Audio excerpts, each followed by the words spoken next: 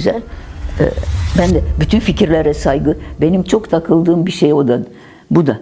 Bütün fikirlere saygı. Hayır efendim, fikirler saygı konusu değildir. İnsanlar saygı konusudur. Fikirler değerlendirme konusudur. Kim deyib ki, böyüklərə hörmət etmək lazımdır? İstisnasız bütün yaşı böyük olan adamların hamısı hörmətə layiqdirmi? Ümumiyyətlə böyük kimdir? Hörmət nədir? Bu anlayışların real mahiyyətini həqiqətən bilirikmi? Yoxsa bizi elə uşaqlıqdan öyrəşdirdikləri üçün digər bütün daşlaşmış ideyalar kimi bu böyüyə hörmət məsələsini də heç vaxt sorğulayıb araşdıra bilmərik? Bugün biz cəmiyyətimizin növbəti sarsılmaz divarlarından birini, gənclərimizin intellektini, iradəsini və fərdi inkişafını qaranlıq qundaqda saxlayan o vaxtı keçmiş böyüyə hörmət dəyərini elm və fəlsəfə çəkici ilə darmadağın etməyə çalışacağıq. Bir insanın sadəcə bioloji yaşı necə olur ki, cəmiyyətdə mütləq bir toxunulmazlıq, mənəvi rəhbərlik və mütləq həqiqət vizasına çevrilir? Biz niyə şəxsiyyəti, əxlaqı, intellekti və cəmiyyətə verilən real faydanı bir kənara qoyub, yalnız doğum şəhadətnaməsindəki rəqəmlərin qarşısında baş əyməyə məcburuq? Nəyə görə böyüklərə hörmət adlanan mütərəqqi bir prinsip bizim sosiomədəni arealda fərdi boğan, tənqidi təfəkkürü şikəst edən qapalı bir doqma halına gəlib? Bu videoda biz sadə bir məişəti tənqid etməyəcəyik. Biz cəmiyyətimizin ən dərin sosioloji və psixoloji qatlarına enəcəyik. Kör-kəranə itaətin insanı necə kölələşdirdiyini analiz edəcək, biologiya və təkamülü qarışdıran kütləvi illüziyanı sındıracağıq. İmmanuel Kantın maariflənmə fəlsəfəsindən süzülüb gələn tənqidi təfəkkür işığında Erich Fromm'un avtoritar vicdan mexanizmini incələyərək bəşəriyyətin və xüsusilə bizim cəmiyyətin düçar olduğu bu intellektual yuxunu ifşa edəcəyik. Əgər daxili dünyanızda kök salmış tabuları sorğulamağa, beyninizin içindəki o qapalı qutunun qapağını açmağa hazırsınızsa, gəlin bu daşlaşmış strukturun anatomiyasını birlikdə araşdıraq. Böyük Alman filosofu Immanuel Kant 1784-cü ildə qələmə aldığı məşhur essesində maariflənməni belə tərif edirdi. Maariflənmə insanın öz təqsiri ucbatından düşdüyü qəflət və yetkin olmamaq vəziyyətindən çıxmasıdır. Kant izah edir ki, bu yetkin olmamaq vəziyyəti insanın ağıl çatışmazlığından yox, başqasının rəhbərliyi olmadan öz ağlından istifadə etmək cəsarətinin və qətiyyətinin olmamasından qaynaqlanır. İndiki reallığımızda mentalitet adlanan qəlib gənclərə kiçik yaşlardan etibarən böyüyün sözünə qayıtmağı, onun fikrini sorğulamağı ən böyük günah və qorxu kimi aşılayır. Bu, əslində gənci Kanta görə öz təqsiri ucbatından mənəvi və intellektual əsarətdə qalmağa məhkum etməkdir. Gənc bir insan dümdüz, məntiqi və elmi bir həqiqəti dilə gətirəndə belə, qarşısındakı yaşlı adam arqument tapa bilməyəndə dərhal ən son silaha əl atır. Mən sənin yaşın qədər çörək kəsmişəm, sən hələ uşaqsan, mənim yaşımda bilərsən. Bu yanaşma rasional müzakirəni və tənqidi düşüncəni elə beşikdəcə boğur. Romalı mütəfəkkir Seneqanın dediyi kimi, səyahətlər insanı dəyişmir, sadəcə yerini dəyişir. Eynilə bunun kimi, zamanın axını da insanı avtomatik olaraq müdrik etmir, sadəcə yaşlandırır. Bir insan sadəcə illəri arxada qoymaqla mütəfəkkir, kamil və ya əxlaqi etalon ola bilməz. Yaşlanmaq bioloji, mexaniki və qaçılmaz bir prosesdir. İnsan heç bir şey etməsə, sadəcə nəfəs alıb qidalansa belə 70 yaşına çatacaq. Kamillik isə hər gün oxumaq, səhvlərdən dərs çıxarmaq, daxili təkamül və zehni əmək tələb edən şuurlu bir seçimdir. Biz isə biologiyanı müdrikliyi ilə qarışdıraraq, intellektual olaraq yerində sayan, lakin sadəcə saçları ağarmış insanlara cəmiyyətin mənəvi rəhbəri statusunu veririk. Bəs necə olur ki, insanlar bu açıq-aydın absurdluğu qəbul edir və öz fərdi azadlıqlarını kiminsə yaşına qurban verirlər? Burada Alman psixoloqu və filosofu Erich Fromm'un İnsan üçün insan əsərində bəhs etdiyi avtoritar vicdan konsepsiyası köməyimizə çatır. Fromm vicdanı iki yerə ayırırdı: humanist vicdan və avtoritar vicdan. Humanist vicdan insanın öz daxili səsi, öz mənliyinin, dürüstlüyünün və fərdi mühakiməsinin məhsuludur. Avtoritar vicdan isə kənardan gələn güclü, qorxulu və toxunulmaz sayılan bir gücün dövlət, din, ata və ya bizim kontekstdə böyüklər daxililəşdirilmiş səsidir. Bizim sosio-mədəni mühitdə fərd öz daxili humanist vicdanını inkişaf etdirə bilmir. Çünki ona öyrədilir ki, düzgün və yanlışı müəyyən edən sənin öz daxili mühakimən yox, cəmiyyətin böyükləridir. Avtoritar vicdan gəncin beynində elə bir mexanizm qurur ki, gənc insan bir yaşlının yanlışını görəndə, ona etiraz edəndə daxili bir günahkarlıq hissi yaşayır. Bu, psixoloji köləliyin ən pik nöqtəsidir. Böyük şəxsiyyət tabulaşdırılır. Onun hər bir hərəkəti, hər bir cahilcə kəlamı hikmət kimi qəbul edilməyə başlanır. Bu daşlaşmış mentalitet modeli əslində yaşlı nəslin gənc nəsil üzərində qurduğu bir psixoloji hegemoniyadır. Bu elə bir sistemdir ki, burada ləyaqət tərəziyə qoyulmur, burada sadəcə iyerarxiya rol oynayır. Əgər bir insan gəncliyində özünü inkişaf etdirməyibsə, dünya görüşünü genişləndirməyibsə, yaşlananda o sadəcə yaşlı bir cahilə çevrilir və bu yaşlı cahil öz əskiliyini, intellektual boşluğunu cəmiyyətin ona verdiyi böyüdür, hörmət elə qalxanı ilə örtbasdır etməyə çalışır. Mütləq və istisnasız böyüklərə hörmət prinsipi fərdi necə məhv edir? İlk növbədə o, cəmiyyətdəki özünə inamı sıfırlayır. Gənc bir insan hər addımda özündən yaşca böyük olanın rəyinə möhtac qaldıqda, öz ayaqları üzərində durmağı, müstəqil qərarlar verməyi öyrənə bilmir. Universitet bitirmiş, bəlkə də dünya elminə vaqif olan bir gənc, heç bir dünya görüşü olmayan bir qohumun məsləhəti qarşısında susmağa məcbur edilirsə, o cəmiyyətdə mütərəqqi inkişafdan söhbət gedə bilməz. Bu daşlaşmış dəyər sistemi cəmiyyəti keçmişə zəncirləyir. Çünki yaşlı nəsil təbiət etibarilə öz keçmiş təcrübələrini, öz gəncliyinin stereotipini müqəddəsləşdirməyə meyillidir. Onlar gələcəyi görə bilmirlər. Çünki dünya onların təsəvvür edə bilməyəcəyi bir sürətlə dəyişir. Lakin mütləq hörmət tələbi gəncləri o yaşlıların keçmiş fiksasiyalarına tabe edir.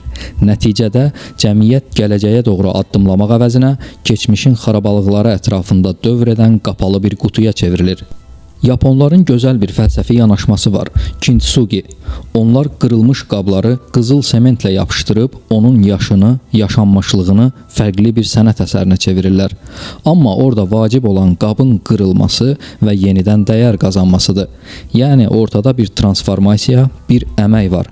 Bizim cəmiyyətdə isə heç bir daxili transformasiya keçirməmiş, sadəcə zamanın axınına qapılıb, çürümüş fikirlərlə yaşlanmış insanları müqəddəs elan edirik.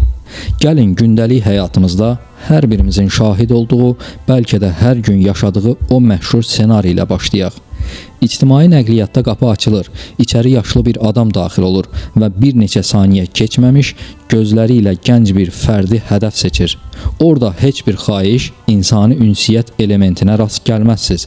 Birbaşa olaraq mən yaşlıyam, sən mənə yer verməyə məhkumsan, vizual tələbi və ya aqressiyası işə düşür. Bu an sosioloji baxımdan çox maraqlı bir qırılma nöqtəsidir. Biz sorğulamalıyıq. Avtobusda ona yer verilməsini tələb edən hər yaşlı adam mənəvi olaraq buna layiqdirmi? Bu sual ilk baxışda qəddar səslənə bilər. Amma gəlin həmin adamın sosio-psixoloji keçmişinə, yəni gənclik illərinə nəzər salaq. Bugün ictimai nəqliyyatda gənc bir tələbənin, işdən yorğun qayıdan bir fərdin üzərinə qışqıran, öz haqqını qılınc kimi istifadə edən o ahıl, görəsən həyatı boyu hər yerdə belə cəsarətli və haqqını tələb edən olubmu? Yoxsa o, gəncliyində cəmiyyətdəki ən adi haqsızlıqlara, korrupsiyaya, hüquqların tapdalanmasına qarşı qorxusundan səsini çıxarmayan, hər şeyə boyun əyən bir konformist kütləyə tabe olan olub? Böyük ehtimalla qarşımızdakı mənzərə ikincisidir. Ömür boyu heç bir ədalət mübarizəsi aparmamış, heç bir ictimai haqsızlığa etiraz etməmiş, ən xırda problemin qarşısında əyilmiş fərd yaşlananda cəmiyyətin ona bəxş etdiyi toxunulmaz qoca statusunu tapır və həyatı boyu edə bilmədiyi üsyanı, göstərə bilmədiyi cəsarəti avtobusla özündən zəif gördüyü gəncə qarşı tətbiq edir. Bu, psixologiyada bastırılmış uğursuzluğun və acizliyin yaşlılıq dövründə fərqli bir formada kompensasiya edilməsidir. Hörmət öz-özünə yaranan bir boşluq deyil. O, keçmişdə qoyulan mənəvi və intellektual izlərin üzərində ucalır. Bir anlıq düşünək. bizdən mütləq hörmət və mənəvi tabeçilik tələb edən bu insanlar hansı işləri ilə cəmiyyətə nümunə olublar?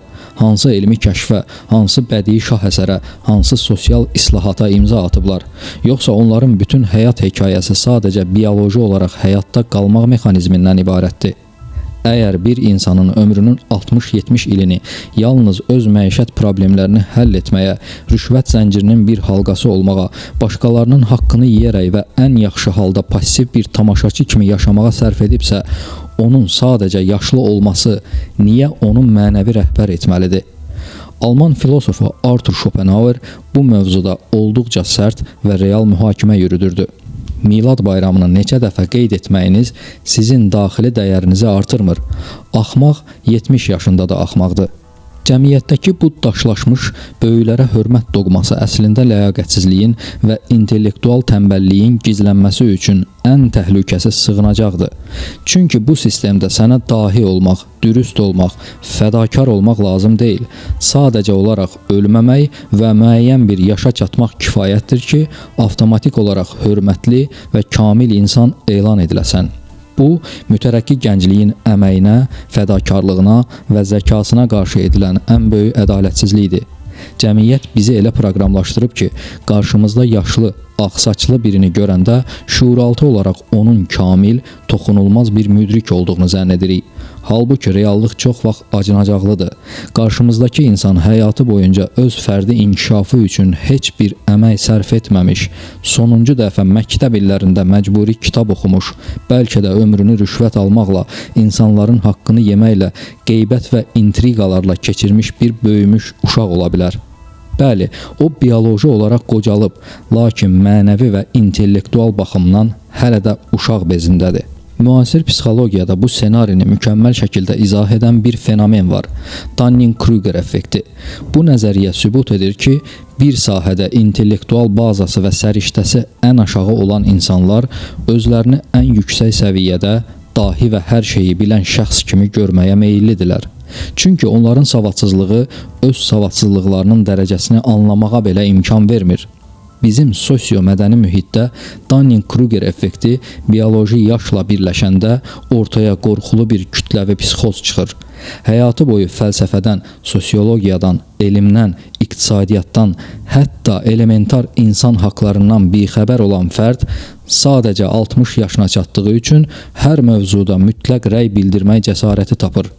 Onlar gənclərin evliliyinə, karyerasına, geyiminə, həyat tərzinə, hətta dünya görüşünə müdaxilə etməyi özlərinin təbii haqqı hesab edirlər. Bu, müdrikliyin yox, idrak kasadlığının gətirdiyi bir cəsarətdir. Qərb fəlsəfəsinin atası Sokrat qədim Afinada küçə-küçə gəzib özlərini cəmiyyətin böyükləri, müdrikləri və rəhbərləri hesab edən siyasətçiləri, şairləri və sənətkarları sorğu-suala tuturdu. Sokrat onlarla söhbət etdikdən sonra məşhur qənaətinə gəlmişdi. Mən onlardan daha müdrikəm.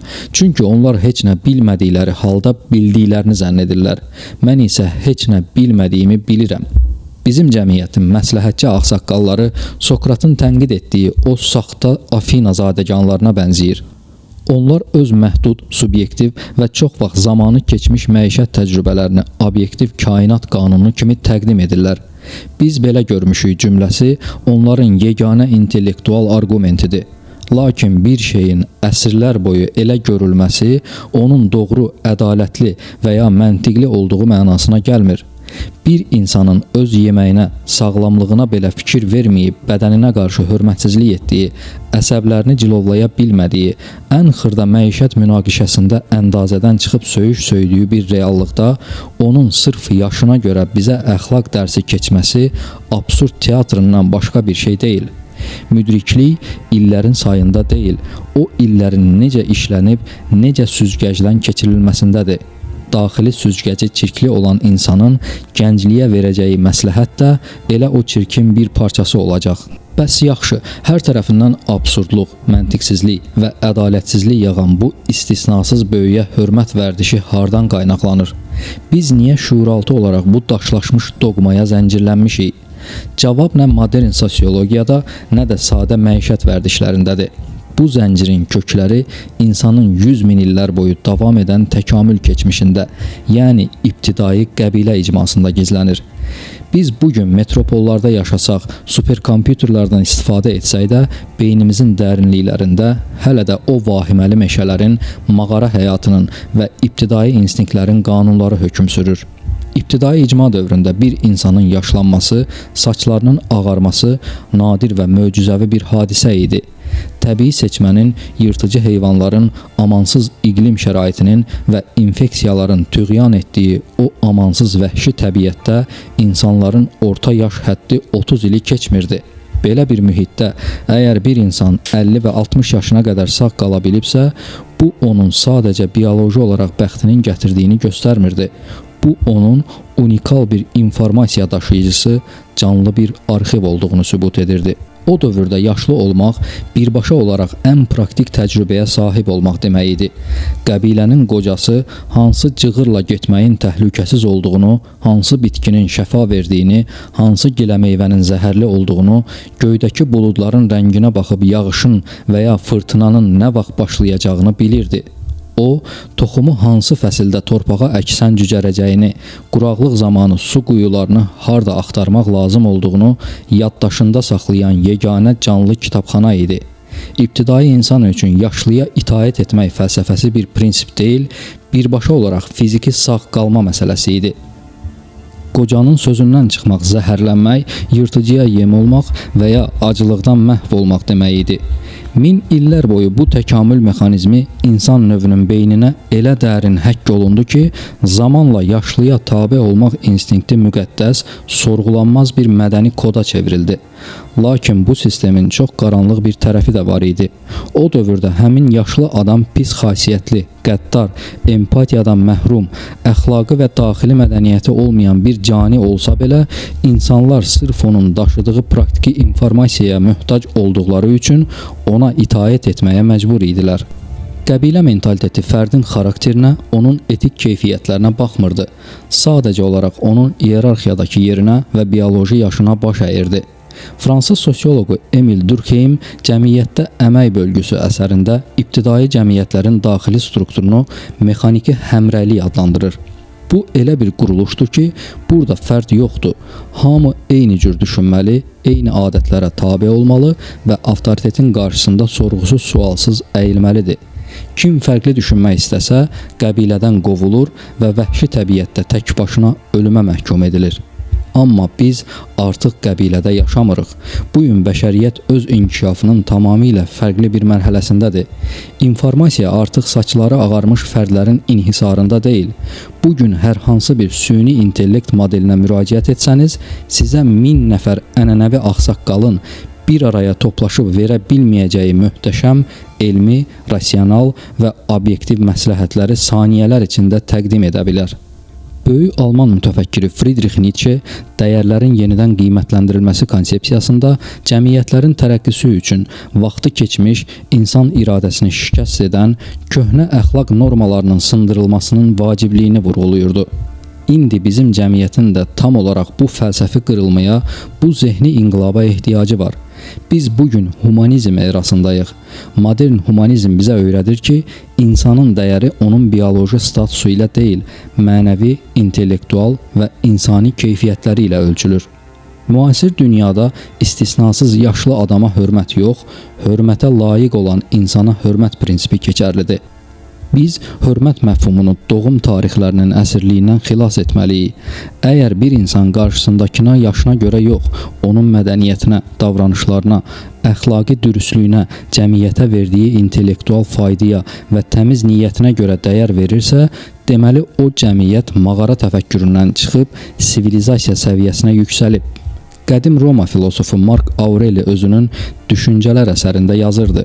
Bir insanın ömrünün uzunluğu yox, onun bu ömrü hansı daxili ləyaqətlə və prinsiplərlə yaşadığı önəmlidir. Zaman sonsuzdur, amma sənin ləyaqətin fərdidir. Əgər bir ahıl şəxs 70 illik ömrü boyunca daxili dünyasını gözəlləşdirməyibsə, ətrafına yalnız nifrət, həsəd, cahillik və aqressiya saçıbsa, onun sadəcə qocalması ona hansı mənəvi toxunulmazlığı qazandıra bilər?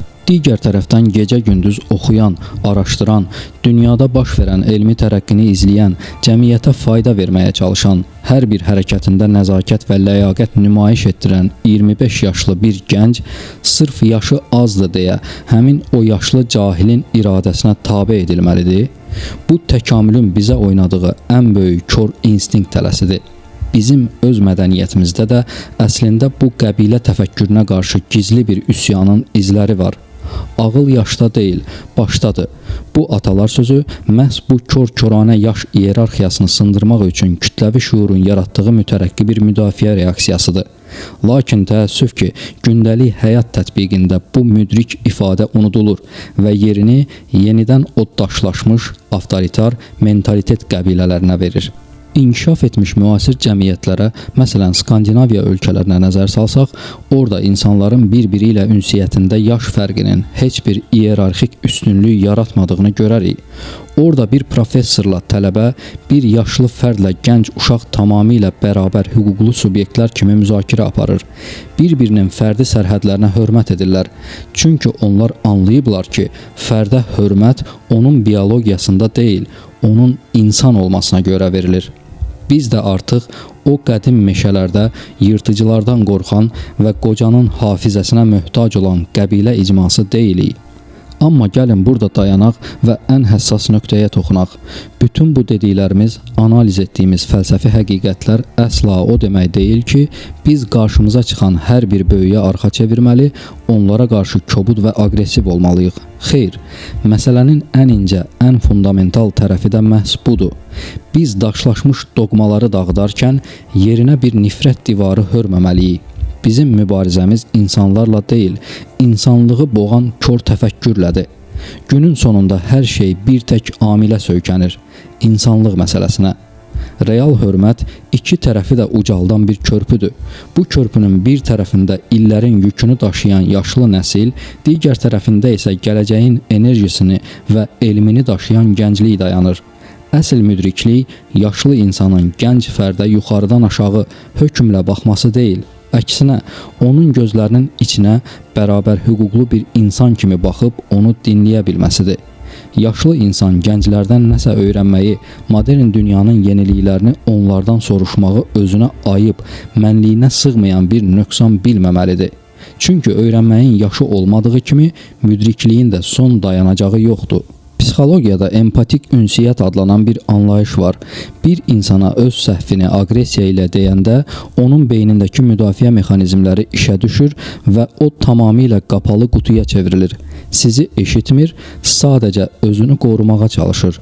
Amma eyni fikri sevgi ilə onun ləyaqətinə toxunmadan ifadə etdikdə qəlbinin və ağlının qapılarını sizin üçün sonunacan açır. Kamil ahıllıq məhz bu ünsiyyət sənətinə sahib olmaqdır. Gəlin bu mənzərəni həyatdan götürülmüş kiçik, təsirli bir hekayə ilə vizuallaşdıraq. Şəhərin sakit parklarından birində gənc bir rəssam oturub kətan üzərində rəsm çəkirdi. O payız mənzərəsini çəkir, rəngləri böyük bir həvəslə bir-birinə qatırdı. Bu vaxt parkdan keçən yaşlı, ağ saçlı bir kişi ayaq saxladı və uzun-uzun rəsmə baxdı. Rəsmdəki ağacların kölgələri mütənasib deyildi, işıq səhv tərəfdən vurulurdu. Yaşlı adam gəncliyində uzun illər memarlıq və rəssamlıqla məşğul olmuşdu. O dərhal gəncə yaxınlaşıb, sən nə çəkirsən belə, heç kölgənin qaydasını da bilmirsən, bu boyda oxuyursuz, bir işığı düzgün vura bilmirsiniz deyə qışqıra bilərdi. Çünki cəmiyyətdə özünü böyük hesab edən çox insan məhz bu yolu seçir. Amma o belə etmədi. Nəzakətlə gəncə yaxınlaşdı. Gülümsəyərək salam verdi və dedi: "Hünərinə heyranam oğlum. Rənglərin harmoniyası insana dinclik verir. İcazə versən, sənə rəssamların qədim bir sirrini açım." Gənc rəssam fırçasını saxlayıb maraqla qocaya baxdı. "Buyurun baba, eşidirəm sizi." Qoca əlini incəliklə kətanın kənarına uzatdı. Gəncin şəxsi məkanını pozmadan sakit bir səslə izah etdi. Bax, günəş bu tərəfdədirsə, ağacın kölgəsi bura yox, bax bura düşməlidir. Onda rəsmin canlanacaq, sanki yarpaqların pıçıltısını eşidəcəksən. Gənc oğlan qocanın bu incə, səmimi və hörmət dolu yanaşmasından o qədər təsirləndi ki, dərhal səhvini düzəltdi və rəsm həqiqətən də göz qamaşdıran bir estetik qazandı. O ayağa durub qocanın qarşısında təşəkkürlə baş əydi. İndi düşünək, gənc oğlan orada qocanın bioloji yaşına hörmət etdi, yoxsa onun nümayiş etdirdiyi mənəvi kamilliyə, nəzakətə və elminə? Əlbəttə ki, ikincisinə. Şərq fəlsəfəsinin ən böyük simalarından olan Mövlana Cəlaləddin Rumi fərdlər arası münasibətləri və mənəvi ötürücülüyü belə ifadə edirdi. Sözünü elə bir şirinliklə de ki, qarşındakının qəlbi inciməsin. Unutma ki, çiçəkləri yağış böyüdür, göy gurultusu yox. Bizim cəmiyyətin yaşlı nəslinə lazım olan məhz bu bəşəri bəlağətdir. Gəncləri qışqıraraq, avtoritar üsullarla əzmək, onları hörmətsiz elan etmək asandır. Çətin və ali olanı onlara sevgi ilə, təmkinlə və öz davranışınla örnək olaraq yol göstərməkdir. Mütərəqqi və xoşbəxt bir cəmiyyət olmağın yollarından biri də hörmət anlayışını rəqəmlərin əsarətindən xilas etməkdir. Biz gənclərimizi yaşlı görünən hər insanın qarşısında şuursuzca əyilən qapalı qutular kimi böyütməməliyik. Qarşısındakı gənc bəlkə də gecə-gündüz oxuyan, araşdıran, dünyanı gözəlləşdirmək üçün çırpınan bir zəkadır. Qarşısındakı ahıl isə bəlkə də ömrünü boşluqla vərəqləmiş bir fərddir. Cəmiyyətin tərəqqisi elmin, ləyaqətin və dürüstlüyün iyerarxiyada yaşdan daha uca tutulduğu gün başlayacaq. Hörmət təvəllüdlərin mütləq imtiyazı deyil, xarakterin qazandığı ali bir mükafatdır. Yaşlılarımız ömür boyu özlərini inkişaf etdirməkdən əl çəkməməli, gənclərimiz isə kör-körana itayət mütiliyini deyil, şuurlu nəzakəti mənimsəməlidirlər. Azad ruhlar və tənqidi təfəkkür üzərində qurulmayan heç bir dəyər cəmiyyəti irəli apara bilməz. Gəlin bu həqiqəti heç vaxt unutmayaq və zehinlərimizə bir bələdçi kimi həkk edək. Zaman hər kəsi qocaldır, amma müdriklik yalnız illərini ləyaqət və elmlə dolduranların payına düşür. Sona qədər izlədiyiniz üçün təşəkkürlər.